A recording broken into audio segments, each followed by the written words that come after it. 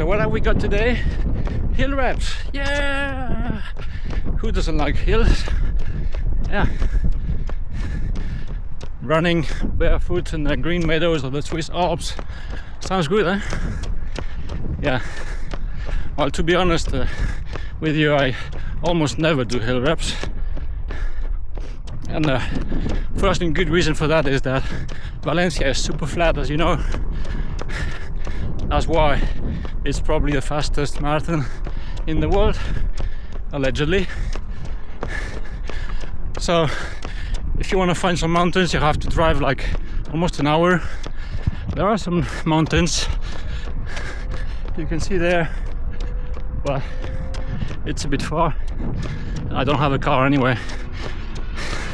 So I've come here, which is as far as the metro can get me, and I found a little hill there, if you can appreciate, which is where I'm gonna do the workout today. Yeah, so the thing is, I haven't been to the gym for the last 3 months or so, pretty much since the Valencia marathon, for various reasons, personal reasons and so on. And then I moved house to a little village north of Valencia, and yeah, it's kind of not worth registering for the gym. So I thought, yeah, maybe if I do hill reps, that will be like a pseudo substitute for a gym workout. The other reason is, like I said, I moved house, so I'm now a little bit closer to this little hill there. So yeah, that's my opportunity. So we'll see. It's pretty steep. It's like 400 meter climb with like 40 meters elevation, so that's average of 10% incline, which means at the beginning it's probably like 5% and then 15 at the end. So we'll see. Okay, this is it. Let's go now. Wow, it's steep.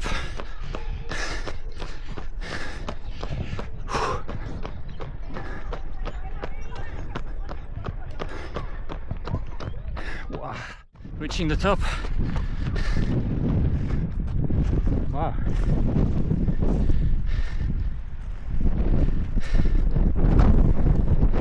Nice views up here. Okay, before I go down again, let me tell you, this tower here is pretty much the only remaining of an old castle, which is totally in ruins.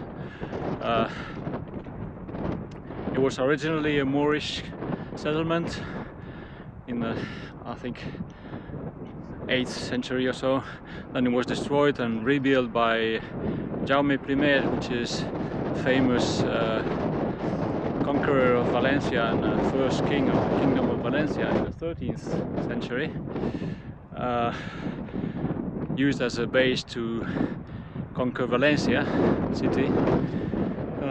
Yeah, that's pretty much all there is here, but nice views on the mountains, nice views on the sea, and as you can appreciate, there is a pretty famous monastery here, which I'm tempted to go and visit if I have time. Okay, second rep. I've taken another path on the right. Seems to be more runnable and a little bit less steep, but it's hard, it's hurting. Yeah, this side is slightly easier, still probably like 12% incline or so, but the other side was probably more like 20, so too much. But apparently this here, these are shelters and trenches from the Civil War. So like I said, I don't really fancy hill reps too much, but the purpose for today is to use them as a sort of replacement for the gym. So I'm gonna tweak them a little bit. I'm not doing regular, usual hill repetitions where you climb like for 30 seconds all out and then you slowly jog back down and repeat. What I'm doing today is I want to work on the muscles, so not so much on the cardiovascular system, but I want to work the muscles.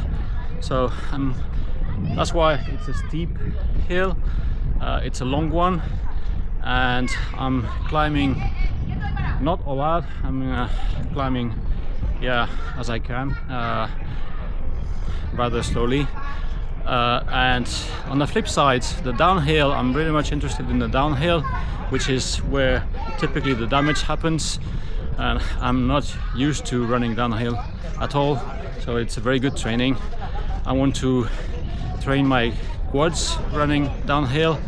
I want to train the quads in the eccentric phase, which is where your foot hits the ground, where the quad act as a brake to absorb the force. I've done 2 reps for now, and I can definitely feel it already. I can feel the calves. The calves are working more in the uphill. My glutes are working in the uphill as well.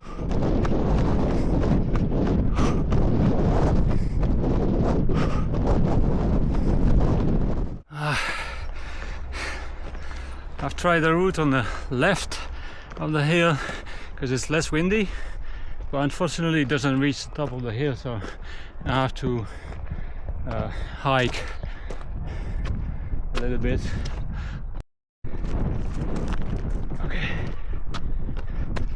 Okay, I think I made it to the top.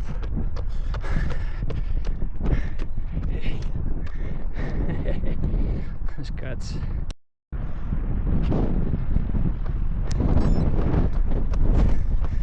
And down again. Yeah, the only hill workout you can do in Valencia is basically a bridge over the railway, so that here is definitely another level. It hurts. So what I'm trying to achieve in the downhill is to basically not fight the incline, go with it, have a high cadence, and try to not put the brakes on, try to not overstride. So short stride, try to step below my center of mass as much as possible. Try to land with my forefoot or midfoot.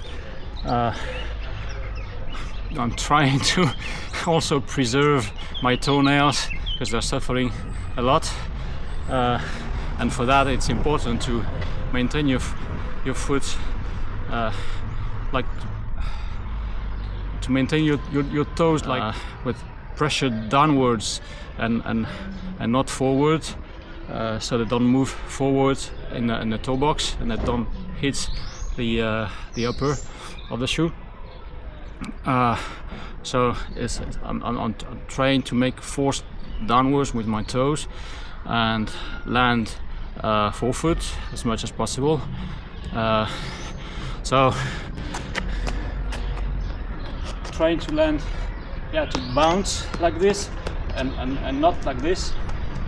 Trying to bounce and maintain my toes on the forefoot.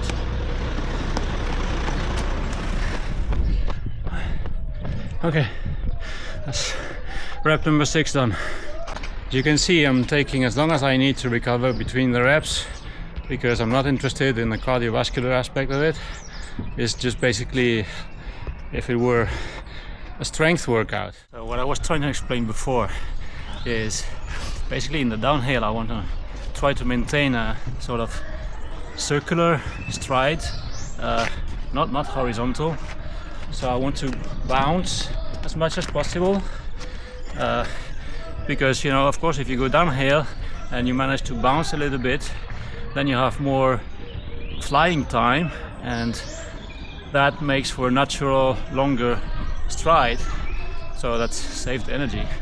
Of course, it's very tricky because the slope naturally brings you to accelerate, and then you tend to put the brakes on and not bounce anymore and go to a more horizontal stride. So let me show, it's that kind of movement. It's knee lift, hit the ground vertically and not horizontally, because then you will hurt your toes. Hit the ground vertically.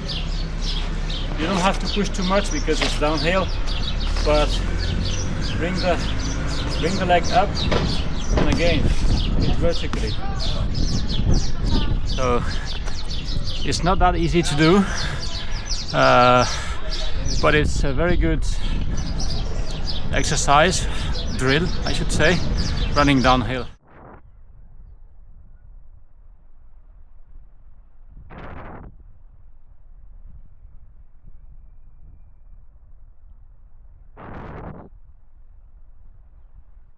So of course in the uphill you want to do the same, sort of circular motion, hit the ground vertically. I don't like circular because it's not circular, but think about, yeah, hitting the ground vertically and exerting the force a little bit towards, a little bit backwards.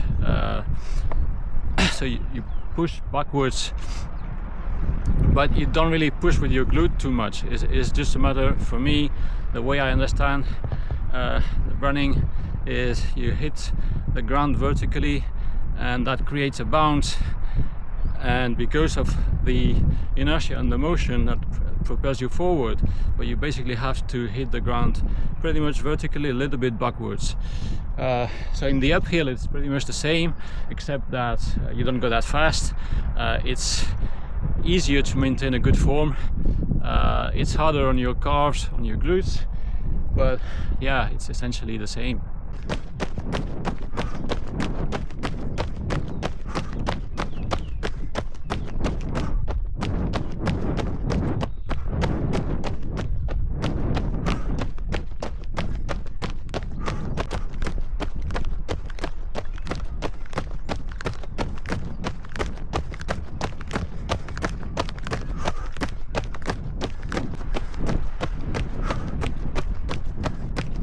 That's rev number 8 done.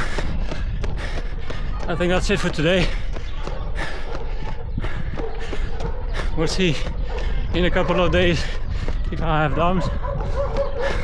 My quads hurt. I hope my toenails won't be too destroyed. I'm heading towards the monastery now, see if I still have time to visit it.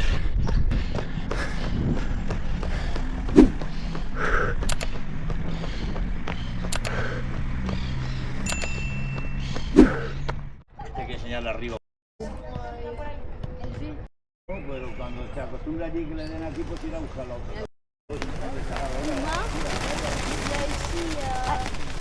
Okay, I was unlucky today. I have to come back another day. I was able to have a quick look inside because the guy was kind enough to show me and trying to find the guide, but it was too late. So I had a quick view. It looks very nice, so I'll definitely try to come back another day. So I decided to talk back home and not take the metro. That should make a total of probably 19k today. Luckily I had a gel with me, so I'm okay. So yeah, I hope you enjoyed this different hill rep session with a twist and a different purpose and a nice course. I hope my explanations were not too shabby. Please like and subscribe so you don't miss the video I'm gonna make about the monastery. I'll try to come back in a couple of days running, no metro this time, so that will do for let's say a long run. It definitely looks nice and interesting, so yeah. And also let me know in the comments if you're interested in knowing more about these painted doves. Yeah, they are not no parrots. That's quite interesting as well. There's a lot to say about it, so let me know. In the meantime, if you run around, don't forget to look around.